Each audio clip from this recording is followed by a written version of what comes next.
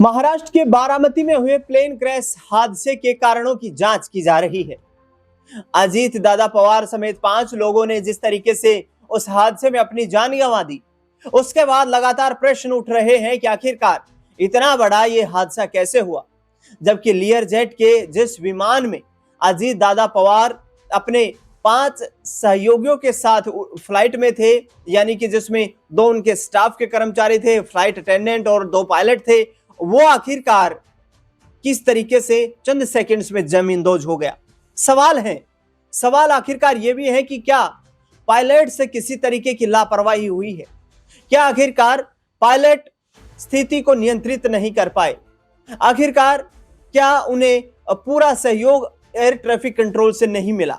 और आखिरकार क्या सही लैंडिंग करवाने की जो जगह थी उसको चूक गए पायलट विमान को लैंड करवाते वक्त?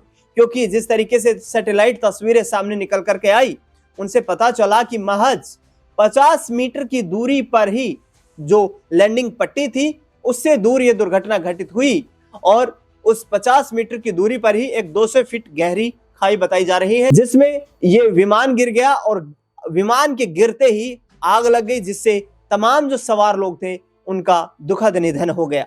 ऐसे में मैं आपको दिखाना चाहूंगा अब उस फैक्ट के बारे में भी जिसकी गहनता के साथ चर्चा हो रही है। फैक्ट पर चर्चा इसलिए हो रही है कि पायलट की लापरवाही को लेकर सवाल उठ रहे हैं। तो ये रिपोर्ट मैं आपको दिखा रहा हूं, न्यूज 18 की रिपोर्ट है, जिसमें बताया गया है कि 2 बार शराब पीकर उड़ाया प्लेन, 3 साल सस्पेंड रहे। सामने आई अजीत पवार के पायलट सुमित कपूर की पूरी कुंडली। जिस तरीके से आप देख रहे हैं, अजीत पवार हादसे के पायलट सुमित कपूर का रिकॉर्ड जो है इस रिपोर्ट में चौंकाने वाला रहा है। 15,000 घंटे से अधिक का अनुभव बताया जा रहा है पायलट सुमित कपूर का। 2010 से 2017 में उड़ान से पहले शराब टेस्ट BA पॉजिटिव में फेल हो गए थे। दूसरी बार पकड़े जाने पर DGCA ने उन्हें 3 साल के लिए सस्पेंड भी किया था। अब जांच एजेंसी AAIB ने इस पुराने इतिहास को वर्तमान हादसे की संभावित मानवीय चूक से जोड़कर देखा है। दरअसल बता दें आपको कि आसमान की गहराइयों में 15,000 घंटों का सफर तय करने वाला एक जांबाज पायलट, जिसके कंधों पर महाराष्ट्र के कद्दावर नेता अजीत पवार की सुरक्षा का जिम्मा था, सुरक्षित उन्हें पहुंचाने की जिम्मेदारी थी। सफेद वर्दी, कंधों पर 4 सुनहरी पट्टियां और आत्मविश्वास से लबरेज चेहरा, लेकिन इस चमकते करियर के पीछे कुछ ऐसे काले धब्बे भी हैं जो इस रिपोर्ट में सामने आ रहे हैं।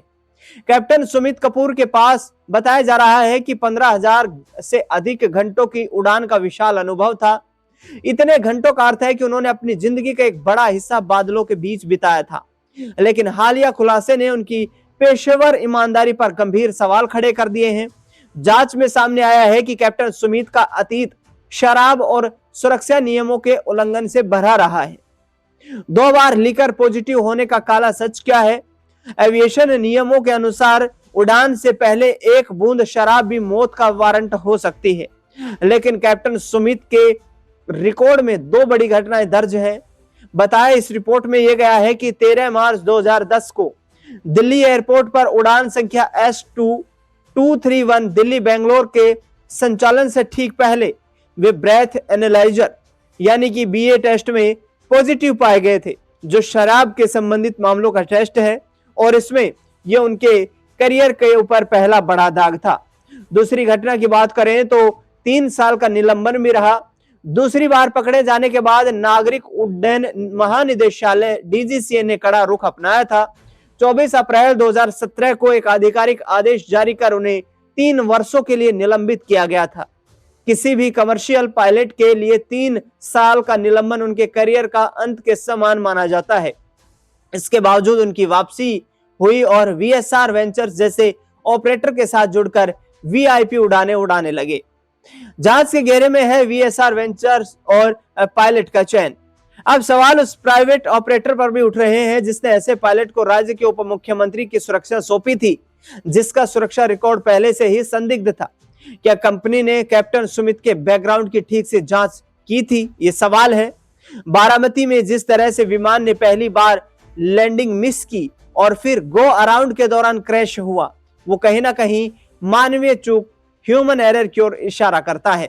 इससे आगे की रिपोर्ट में आपको दिखाऊं तो उसमें साफ तौर पर ये उनका पिछला ट्रैक रिकॉर्ड बताया गया है, जिसमें 13 मार्च 2010 को दिल्ली बेंगलोर उड़ान S2231 के दौरान शराब पॉजिटिव पाए गए थे सुमित कपूर। प्रथम चेतावनी उनके खिलाफ दर्ज हुई थी। 7/4/2017 को दिल्ली गुवाहाटी उड़ान S24721 के दौरान पुनः BA पॉजिटिव पाए गए। गंभीर सुरक्षा उल्लंघन इसे माना गया था। 24/4/2017 को शराब के बार बार सेवन और नियमों की अनदेखी पर कड़ा फैसला सुनाया गया, जिसके बाद उनका 3 साल के लिए सस्पेंशन हो गया था। 28/1/2026 अजीत पवार के विमान VT-SSK के मुख्य पायलट के रूप में यह दुर्घटना घटित हुई। AAIB इस पूरे मामले की जांच कर रही है। बता दें आपको कि अब सवाल ये उठते हैं कि आखिरकार अजीत पवार प्लेन क्रैश में कैप्टन सुमित कपूर का शराब से जुड़ा पुराना विवाद क्या है। हमने जानकारी जुटाने का प्रयास किया। जवाब मिला कि कैप्टन सुमित 2010 से 2017 में 2 बार pre flight breath analyser test में फेल हुए हैं और वे ड्यूटी के दौरान शराब के नशे में पाए गए थे। दूसरा सवाल यह पूछा गया कि अजीत पवार प्लेन क्रैश के पायलट की गलतियों की क्या कोई उन्हें पहले सजा मिली थी। जब यहां पर जवाब सामने आया तो हम भी चौंक गए कि 2017 में दूसरी बार दोषी पाए जाने पर DGCA ने कड़ा एक्शन लेते हुए उन्हें 3 साल के लिए निलंबित कर दिया था। क्या अजीत पवार प्लेन क्रैश हादसे के समय पायलट की मानसिक स्थिति ठीक थी? यह सबसे बड़ा प्रश्न था और इसका जवाब कुछ सामने आया। वो इस तरीके से आया कि इसका खुलासा पोस्टमार्टम और AAIB की विस्तृत जांच के बाद ही होगा। फिलहाल उनके पुराने रिकॉर्ड के आधार पर मानवीय चूक की आशंका जताई जा रही है। चौथा सवाल हमारे जहन में यह आया कि क्या अजीत पवार प्लेन क्रैश में 15,000 घंटे का अनुभव होने पर भी ऐसी चूक संभव है। जवाब मिला कि विमानन विशेषज्ञों के अनुसार अनुभव चाहे कितना भी हो, यदि पायलट नियमों का उल्लंघन करता है या मानसिक तनाव में होता है तो गो अराउंड जैसी जटिल फैसलों में गलती हो सकती है। इसके आगे VSR वेंचर्स की जिम्मेदारी को लेकर सवाल खड़ा हुआ कि क्या ऑपरेटर VSR वेंचर्स की Ajit Pawar plane crash case में किसी तरीके की जिम्मेदारी बनती है। तो जवाब सामने आया कि ऑपरेटर को अपने पायलटों के सुरक्षा रिकॉर्ड की निरंतर निगरानी करनी होती है। विवादित बैकग्राउंड वाले पायलट को VVIP ड्यूटी देने पर कंपनी से अब आने वाले वक्त में जो जांच होगी उसमें पूछताछ की जा सकती है। ऐसे में ये तमाम बड़े सवाल थे जो जहन में आ रहे थे, जिन पर विस्तृत जानकारी आप तक साझा करनी आवश्यक थी, क्योंकि जिस तरीके से अजीत पवार का ये प्लेन क्रैश हुआ है, ये लगातार सवाल और संदेह के घेरे में है कि आखिरकार इतनी बड़ी दुर्घटना कैसे घटित हो गई, जबकि एक अनुभवी पायलट जिनके पास लगभग 15 साल से अधिक का अनुभव था, वो इस प्लेन को उड़ा रहे थे और इस प्लेन की जिस दुर्गति के साथ ये क्रैशिंग हुई है और जिस तरीके से आग का गुबार आसमान में निकल करके सामने आया, उसने सुरक्षा कारणों पर और गंभीर सवालिया निशान खड़े कर दिए हैं। देखना दिलचस्प होगा कि AAIB की जो रिपोर्ट सामने आएगी उसमें आखिरकार दुर्घटना के किन कारणों पर पर्दाफाश हो पाता है। इस खास रिपोर्ट में फिलहाल इतना ही।